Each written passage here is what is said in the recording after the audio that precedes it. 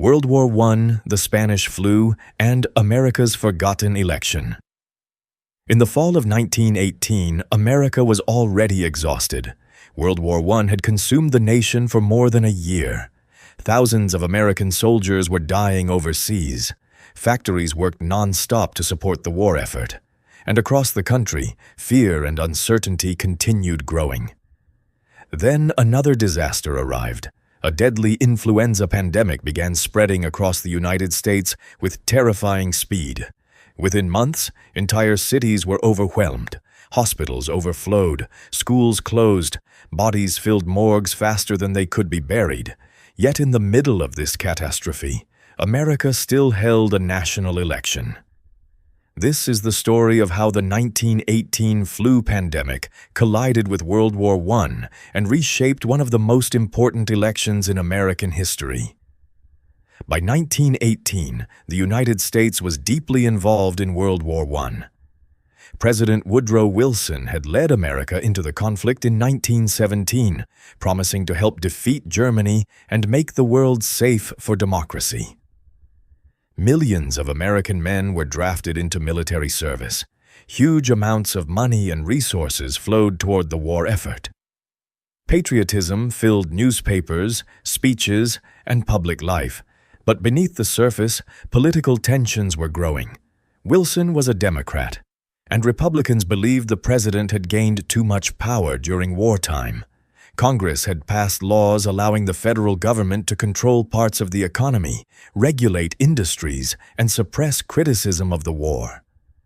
Some Americans supported these measures as necessary sacrifices during wartime.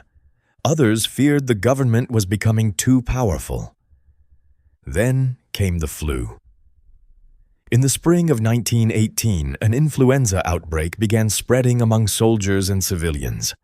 At first, many people underestimated the danger, but by the fall, the virus returned in a far deadlier form. The second wave of the Spanish flu became one of the deadliest pandemics in modern history. Unlike many influenza outbreaks, this virus killed large numbers of healthy young adults. People could appear healthy in the morning and die within days. Doctors struggled to understand the disease. There were no antibiotics, no vaccines, and very few effective treatments. Hospitals became overcrowded almost immediately. Across America, cities entered crisis. Schools shut down, churches closed, public gatherings were banned. Some cities ordered citizens to wear masks in public. Meanwhile, World War I continued. Military camps became massive centers of infection. Troop transports carried the virus across oceans and continents. As soldiers moved through Europe and the United States, the disease spread rapidly alongside the war itself. The federal government faced a difficult decision. Officials worried that openly discussing the pandemic could damage wartime morale. As a result, many authorities downplayed the severity of the outbreak. Newspapers often minimized the danger. Government officials reassured citizens that conditions were under control. Some cities delayed restrictions because leaders feared economic disruption or public panic. The result was confusion and mistrust. Many Americans no longer knew what information to believe. And despite the growing death toll, the country was preparing for the 1918 midterm elections. Normally, midterm elections already carried major political consequences. But in 1918, the stakes felt even higher. President Wilson wanted Americans to elect Democrats who would support his wartime leadership and future peace plans. In an unusual move, Wilson publicly appealed to voters not to hand control of Congress to Republicans, but the request may have backfired. Many Republicans accused Wilson of trying to politicize the war. At the same time, public frustration was rising across the country. Families mourned soldiers killed overseas. Citizens endured economic pressures and wartime restrictions. And now, the influenza pandemic was killing thousands of Americans every week. Campaigning became extremely difficult. Political rallies were canceled in many areas because of flu restrictions. Candidates struggled to travel safely. Newspapers became one of the main battlegrounds for political messaging. Even voting itself became dangerous. Citizens entered crowded polling locations while the pandemic continued spreading around them.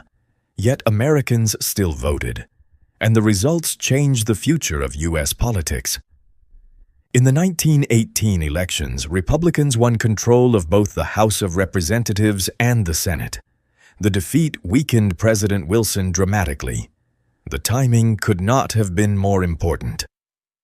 World War I ended only days after the election, on November 11, 1918. Now, Wilson faced the enormous challenge of negotiating peace in Europe. He traveled personally to the Paris Peace Conference, hoping to create a new international system that would prevent future wars. At the center of Wilson's vision stood the League of Nations, an international organization designed to maintain peace through cooperation between countries. But Wilson's weakened political position at home became a serious problem. Republicans in Congress increasingly opposed many parts of his peace plan. Some feared the League of Nations would limit American independence or drag the United States into future foreign conflicts. Without strong congressional support, Wilson struggled to gain approval for the treaty. Eventually, the U.S. Senate rejected American membership in the League of Nations entirely. The political consequences of the 1918 election would echo for years. Meanwhile, the pandemic continued devastating communities around the world. The Spanish flu eventually infected an estimated 1/3 of the global population. At least 50 million people may have died worldwide, including hundreds of thousands of Americans. Entire families disappeared. Medical systems collapsed under pressure. Many victims were buried in mass graves because local authorities could not keep up with the deaths. And despite its enormous impact, the pandemic was often overshadowed in public memory by World War I itself. The war dominated headlines, monuments, and political discussions for decades afterward. But the influenza pandemic had transformed society in ways people could not yet fully understand. It exposed weaknesses in public health systems. It revealed the dangers of misinformation during national crises. And it demonstrated how politics, war, and disease could collide all at once. Perhaps most importantly, the events of 1918 showed that even during moments of global catastrophe, democracies continue functioning. Americans still debated politics, still argued about leadership, still voted during a pandemic and a world war simultaneously. And more than a century later, the questions raised during 1918 still feel surprisingly familiar. How much power should governments have during emergencies? How should leaders communicate during public health crises? And what happens when fear, politics, and misinformation spread faster than the truth itself? The world of 1918 may feel distant today, but in many ways, its lessons never truly disappeared.